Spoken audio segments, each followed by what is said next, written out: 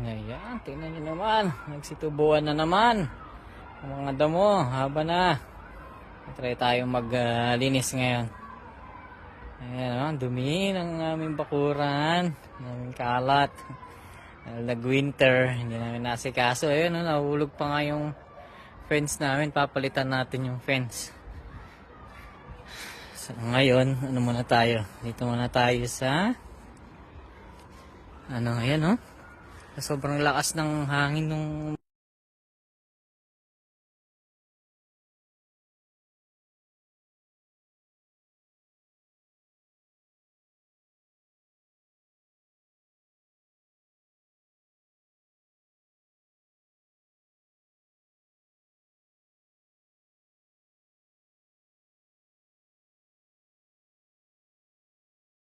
yun na nga guys, katapos ko lang mag-mower. Ito yan.